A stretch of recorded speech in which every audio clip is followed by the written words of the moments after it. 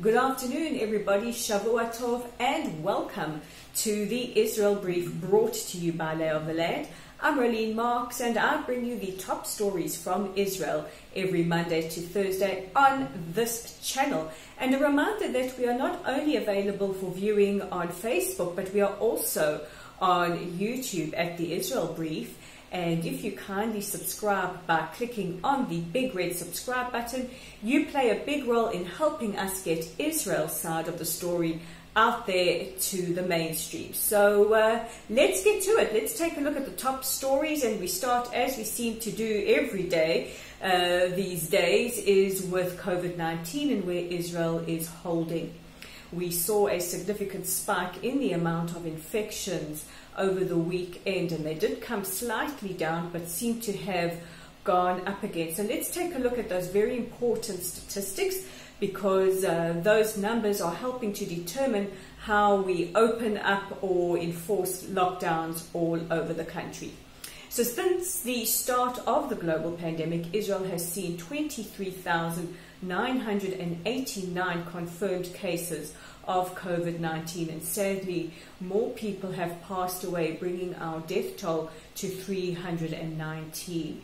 At the moment there are 6,556 people with the virus, 46 of them in serious condition and 24 of them needing ventilators. Those numbers are slightly down from last week, and 17,114 people have made full recovery. Now, with the escalation in the numbers, and we are seeing that the majority of them are in Jerusalem, in the ultra-Orthodox suburb of Bnei Brak in Tel Aviv and Ashdod, and any areas where there are high infections have been locked down.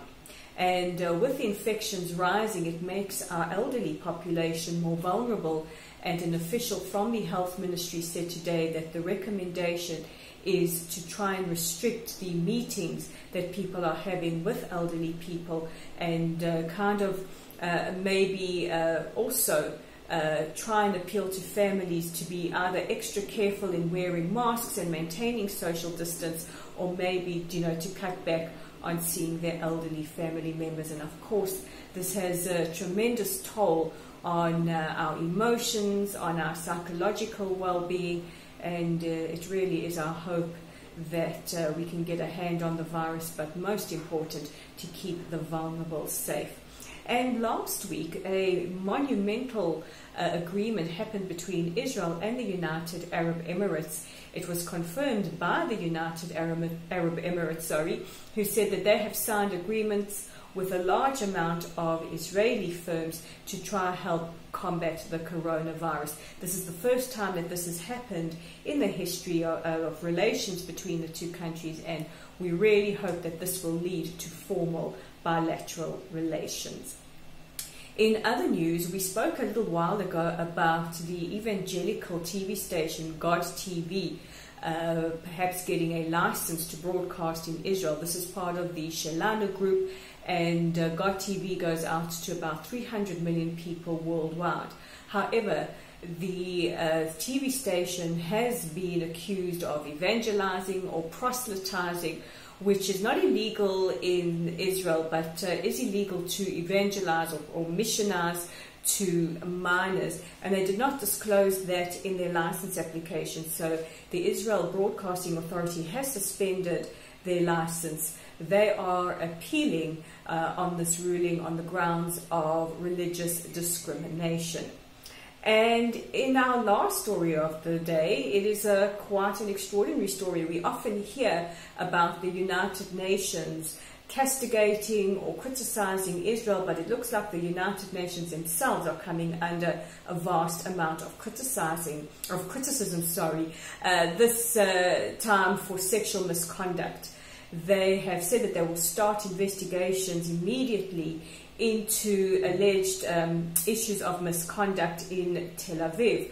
A UN vehicle with a UN official in the back was caught in a compromising position with an Israeli national, and this has resulted in an investigation into alleged sexual misconduct in the United Nations. And this is not the first time that this has happened. Last year, two high-level officials from UNRWA, that is the United Nations Relief Works Agency, they are responsible for a lot of the work in Gaza and the West Bank. They were suspended on the grounds of sexual misconduct and harassment, and there have been other cases in other parts of the world.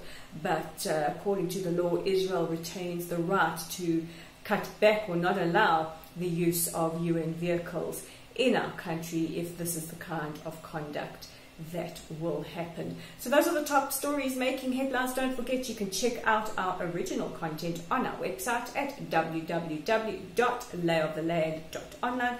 And if you're feeling like many of us are, that you are piling on those corona calories, or you find yourself reaching for the fridge because the stress and the emotions are running high, well, look no further. We have an excellent article by a registered clinical dietitian, Justine Friedman, on how you can make better choices that will not only look after your health, but help those genes fit a little better.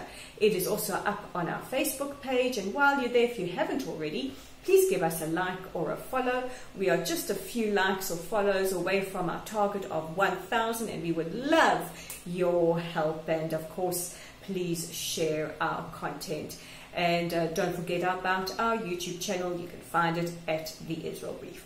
So those are the top stories making headlines today. I'm Raylene Marks with a few tongue twisters throughout this broadcast, but I'll be back again tomorrow with another edition of The Israel Brief. In the meantime, please stay safe and healthy.